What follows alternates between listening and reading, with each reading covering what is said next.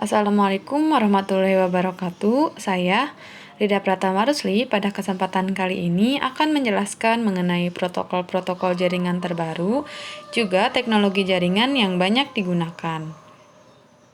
Saya berasal dari Perpustakaan dan Sains Informasi Departemen Kurikulum dan Pendidikan, Fakultas Ilmu Pendidikan, Universitas Pendidikan Indonesia. Yang pertama yaitu mengenai protokol-protokol jaringan. Protokol dalam ilmu komputer berarti seperangkat peraturan atau prosedur untuk mengirim data antara perangkat elektronik agar komputer satu dan komputer lain dapat mempertukar informasi. Harus sudah ada persetujuan sebelumnya antar perangkat. Bagaimana infrastruktur informasi diperuntukkan. Dipertukarkan. TCP/IP (Transmission Control Protocol) atau Internet Protocol yaitu pada tahun 1970-an. Yaitu merupakan standar komunikasi data yang digunakan oleh komunitas internet dalam proses tukar-menukar data dari satu komputer ke komputer lain di dalam jaringan internet. Protokol ini tidak dapat berdiri sendiri karena memang protokol ini merupakan kumpulan protokol suite. Protokol ini juga merupakan protokol yang paling banyak digunakan saat ini. Layer-layer pada TCP/IP yaitu Application Layer, Transport Layer, Internet Layer, Network Interface Layer. Yang kedua yaitu ODP, yaitu pada tahun 1980-an yang singkatan dari User Datagram Protocol, yaitu salah satu protokol lapisan transport TCP/IP yang mendukung komunikasi yang tidak andal, tanpa koneksi antara host-host dalam jaringan yang menggunakan TCP atau IP. Nah, dalam UDP ini yaitu tanpa koneksi, tidak andal, HDPR UDP berisi Field Source Process Identification dan Destination Process Identification. UDP menyediakan perhitungan checksum berukuran 16 bit terhadap keseluruhan pesan UDP. Selanjutnya yaitu Domain Name System yaitu pada tahun 1983, yaitu Distribute Database System yang digunakan untuk pencarian nama komputer name resolution di jaringan yang menggunakan TCP/IP. DNS biasa digunakan pada aplikasi yang terhubung ke internet seperti web browser atau email, di mana DNS membantu memetakan hostname sebuah komputer ke IP address. Selain digunakan di internet, DNS juga dapat diimplementasikan ke private network atau intranet. DNS bekerja dalam tahapan-tahapan, dimulai proses meminta informasi atau DNS query, kemudian dilanjutkan dengan tahapan lain seperti DNS recursion, root name server, TLD name server, hingga authoritative name server. Selanjutnya ada File Transfer Protocol yang berlanjut pada 1985, yaitu sebuah protokol internet yang berjalan di dalam lapisan aplikasi yang merupakan standar untuk pengiriman berkas komputer antara mesin-mesin dalam sebuah jaringan. FTP merupakan salah satu protokol internet yang paling awal dikembangkan dan masih digunakan hingga saat ini untuk melakukan pengunduhan, download, dan pengunggahan upload berkas-berkas komputer antara klien FTP dan server FTP. Selanjutnya yaitu Internet Message Access Protocol pada tahun 1986, yaitu protokol standar untuk mengakses, mengambil email dari server, memungkinkan pengguna memilih pesan dan memilih pesan email yang akan ia ambil, membuat folder di server, mencari pesan email tertentu, bahkan menghapus email yang ada. Selanjutnya terdapat Internet Control Message Protocol pada tahun 1988 yang utamanya digunakan sebagai sistem operasi komputer jaringan untuk mengirim pesan kesalahan yang menyatakan sebagai contoh bahwa komputer tujuan tidak bisa dijangkau. ICMP berbeda dengan TCP dan UDP karena tidak digunakan secara langsung oleh aplikasi jaringan milik pengguna. Salah satu pengecualiannya adalah aplikasi ping yang mengirim ICP echo request atau menerima echo reply.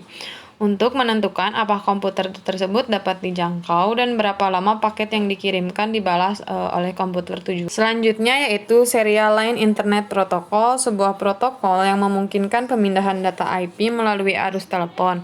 Alat bantu lainnya dalam SLIP yaitu PPP yang mendeteksi kesalahan dan konfigurasi.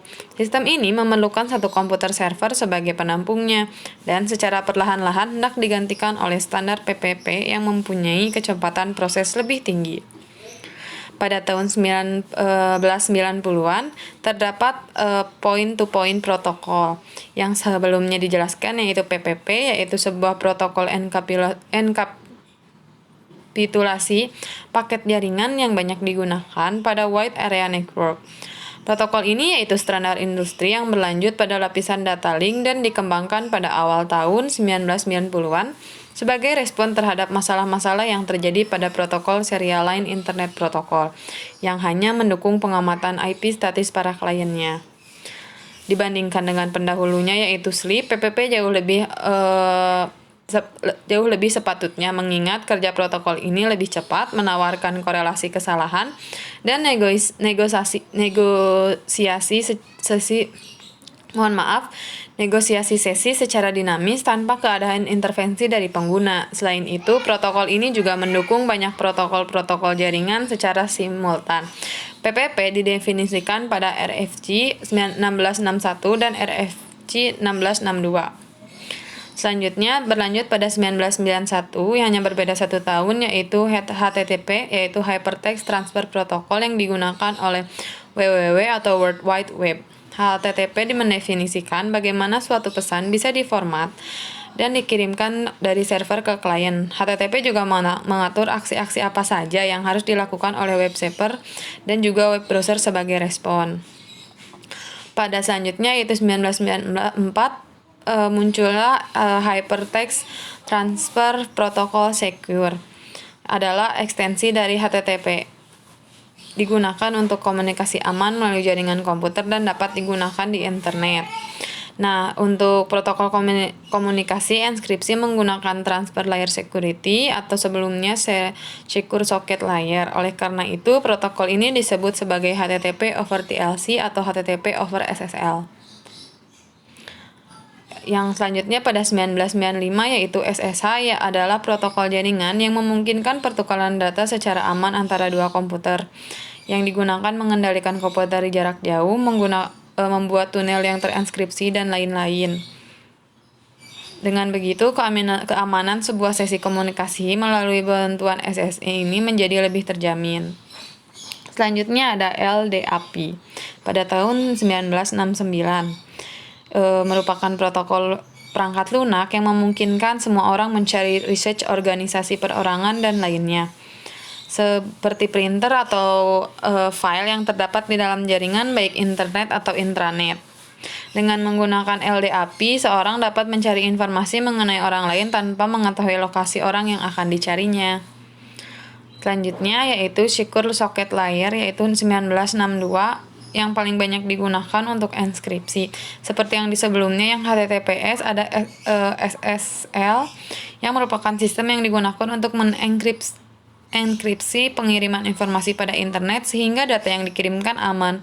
Protokol SSL mengatur keamanan dan integritas menggunakan enskripsi, autentikasi, dan kode autentikasi perasan. Selanjutnya mengenai teknologi jaringan, terdapat LAN, Wireless Local Area Network, Internet, dan VPN. Jadi pada ini merupakan teknologi jaringan yang sampai saat ini masih sering digunakan.